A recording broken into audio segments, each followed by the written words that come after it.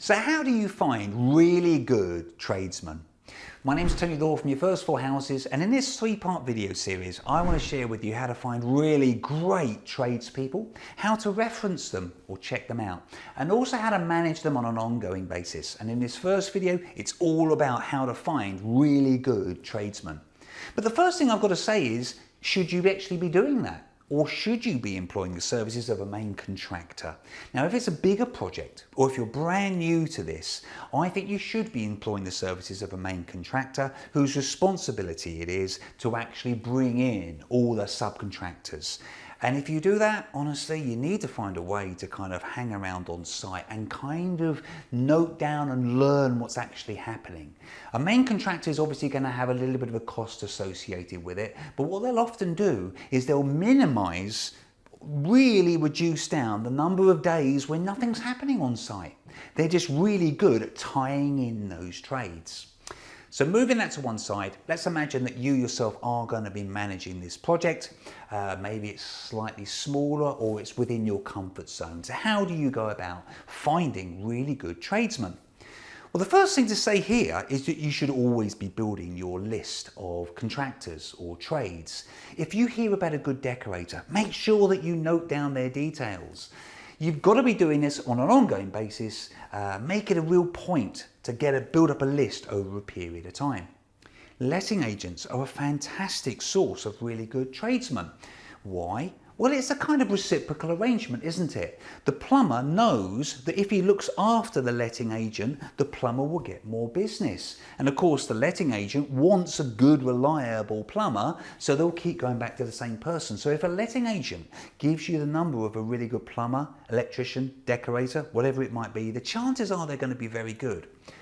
However, in my experience, they might be just a little bit more expensive than if you were to go direct, but often it's money well worth spending. Builders merchants, plumbers merchants, decorating merchants are fantastic sources of really good trades. If you walk into any of those, you'll always see a board full of business cards. So of course the first thing you should be doing is whipping out your phone and taking a snap of that board. You've just got a whole load of different trades that work locally in that area. That's not to say they're all good though. The person that knows who's good is the guy that's working behind the counter and has been there for the past 10 years. He knows who are the good trades, so just ask him. The chances of him giving you a duff tradesman is really slim, because if he does, what are you going to do? You're going to walk straight back in there and have a bit of a moan, aren't you, about the duff plumber that person gave you. So they're not going to do that. They're going to give you good trades.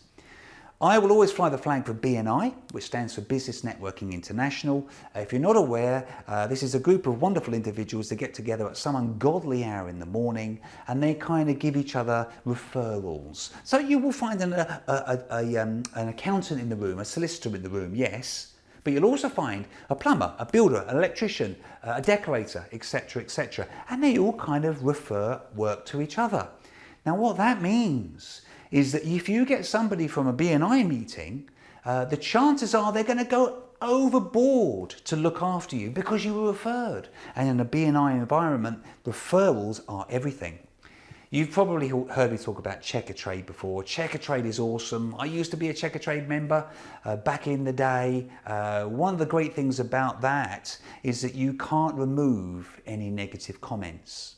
So if you get somebody from Checkertrade and they don't look after you, they know damn well that you're going to probably put a negative comment on that Checkertrade forum, and they do not want that. So they will go out of their way to look after you. In fact, if I'm being honest, this is my #1 recommendation to you to find really good trades. Go and look at Checkertrade. You should be asking your existing plumber or your existing electrician or your existing decorator, who have they worked with on site before? Who would they recommend to do this particular job? The chances are they're going to recommend somebody good, because they don't want to recommend somebody bad because it's going to reflect badly on them, isn't it? But also, the chances are that person's going to be a really good person, a nice person, somebody that you're going to enjoy interacting with. And this is my biggest bone of contention really, because sometimes subcontractors can be a bit of a pain to work with, a bit difficult, shall we say. But the chances are that if your existing plumber or electrician has referred you to somebody, the chances are they're going to be a really nice person and you're going to get on with them. I'm going to encourage you to be wary of general referrals when you actually don't know the person that's done the referring. Because it could be a brother or a sister or a mum or a dad that's actually doing the referring here, which obviously means nothing. So if you are referred to a trade, you've always got to pick up the phone and phone the end customer, the person that trade actually did work for, and ask 4 or 5 really good key questions to dig out what that trade was really like. And you may often find red flags come up from making that phone call. No one ever phones the person that's referred. They just kind of take it as a given that they did do certain key things. So please, pick up the phone before you spend loads of money with that subcontractor. It could be a really, really important call. Lastly, be aware most builders won't give you the details of their subcontractors because they don't want to lose that great plumber that's been working for them for years to you. They don't want to lose them.